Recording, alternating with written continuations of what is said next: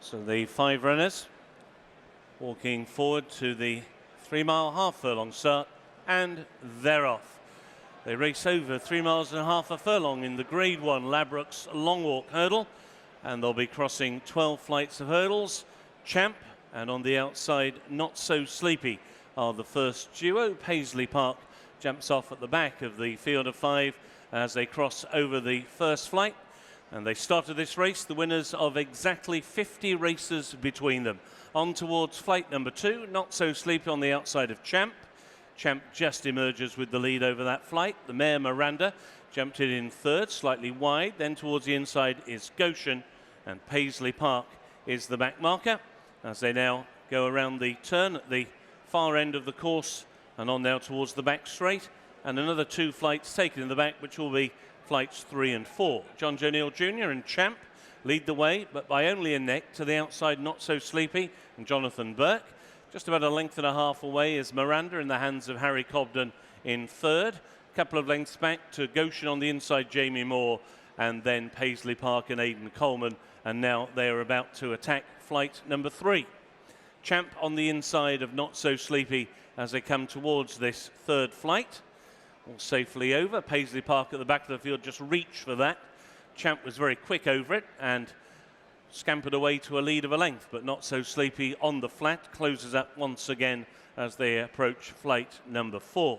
So it's Champ on the inside of Not So Sleepy. Miranda still charting quite a wide course in third position. Goshen on the inside of Paisley Park. This time Champ just put himself right going to that flight of hurdles, and now they have a long run on the flat before they encounter the first of the 2 flights in the home straight. So going into the turn, it is Champ who leads the way, winner of this race at Ascot 12 months ago. Racing in second place is Not So Sleepy, and the other 3 now lining up. Goshen on the inside. Between horses, Paisley Park, and out wide Miranda, who's raced here at Kempton twice and has won here twice. And now they come inside the final 2 miles of the Ladbrokes Long Walk Hurdle, and now they're about to encounter the first of the 2 flights in the home straight. Champ leads by only a head. To the outside, Not So Sleepy in second, and still just over 2 lengths away to Goshen, Paisley Park and Miranda. Over flight number 5, all safely over, and now as they come up towards the enclosures with just over a circuit to go, flight number 6 is in their sights, and Champ still has the lead. Champ and Not So Sleepy have always been the first 2 as they go over this next flight. Again, Champ just had to fiddle his way over that flight, but still leads the way, and it's by around about a length or so with a circuit to go. So Champ leads to Not So Sleepy in second. Miranda still wide of Paisley Park. Goshen just the back marker as they go through the halfway point. 6 flights taken, 6 more to go in the Ladbrokes Long Walk Hurdle, the first of the quartet of Grade 1 racers at Kempton on Boxing Day, and Champ leads them away from the pack stands to Not So Sleepy in second position. Miranda just niggled away from that turn by Harry Cobden out wide in third place. Goshen towards the inner, and between them is Paisley Park, the winner of this race on 2 occasions at Ascot. Going over flight number 7, and Champ came out of his rider's hands there as they go on now towards the next. He jumped that one big, Champ, comes now on towards flight number 8, getting a bit of pressure. This time again he got into the bottom of that flight. Miranda has got second place. Not So Sleepy now been ridden between rivals, and then on the inside Goshen and Paisley Park. Although last of this classy quintet, he's no more than 3 lengths off the leader, who continues to be Champ as they now make their turn into the back straight. 2 miles gone and a mile to go in the Ladbrokes Long Walk Hurdle, and Champ has led just about every step so far. To Not So Sleepy in second, but he's now been niggled along. Miranda towards the outside has also been niggled along for the last half mile or so. And then Goshen and Paisley Park will be played late, and now they go on towards the 4th from home. Still about 7 furlongs to race, and Champ comes towards 4 out. Jumped that one well enough. Miranda towards the outside now, trying to just take second as Not So Sleepy is being driven. Goshen still going well towards the inside, and so too is Paisley Park. And now they go on towards the 3rd from home. Still no more than 3 lengths would cover the field as they go now towards the last flight taken down the back straight. Jonjo O'Neill Jr. and Champ still have the lead as they come to it, led by just over a length to a driven Miranda in second. Goshen pushed into third. Now he's about to tackle for second place. A break in a length and a half to Paisley Park. And Not So Sleepy is the first one to really be hard driven, although Paisley Park now is also being driven by Aidan Coleman in 4th position. It's Champ who still has the lead as they make the turn back towards home. Goshen, though, still travels well into second. In third is Miranda. Paisley Park all out now in 4th. Not So Sleepy tap for toe. They make the turn in. 3 furlongs to go. 2 more flights to take.